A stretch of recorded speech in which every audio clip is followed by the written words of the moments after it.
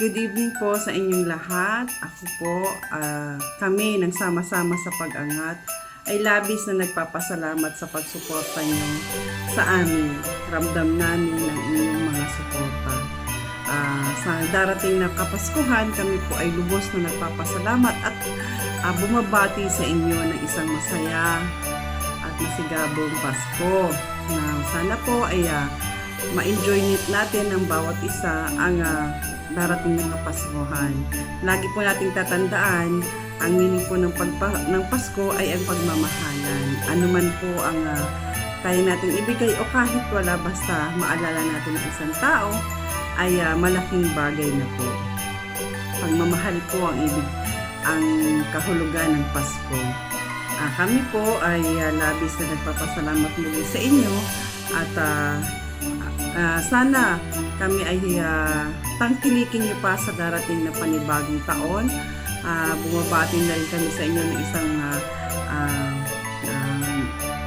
masaganang bagong taon ang sasalubong sa bawat isa.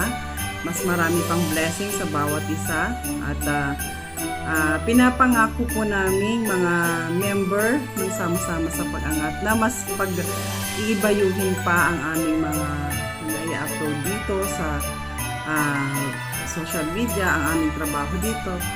Mas pag-aayusin pa namin at umasa kayo na nandito kami para kayo ay pangitiin. Kahit konting ngiti dyan sa inyong mga puso ay makalabit namin. Yun lang guys, at muli sasama-sama sa pag-angat.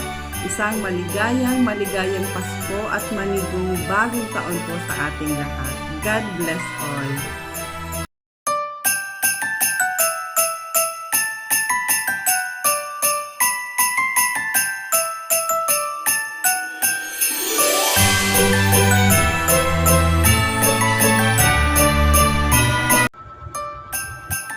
So, hello team, sama-sama sa pag-angat. Hello followers, hello viewers. Kumusta po kayong lahat dyan? Good morning, good afternoon, good evening sa bawat isa sa inyo. Naway nasa mabuti kayong kalagayan sa gitna ng hamon ng ating kinakaharap. Naway maghari ang tunay na diwa ng Pasko sa ating mga puso. At magkaroon tayo ng pagmamahalan, pagtutulungan, at pagmamalasakit sa kapwa. Kaya huwag nating kalimutan magpasalamat kay Lord sa mga natatanggap nating mga biyaya galing sa Kanya. Tayo ay magtulungan at magmahalan sa bawat isa. Hello everyone. Thank you so much. Maligayang Pasko at manigong bagong taon.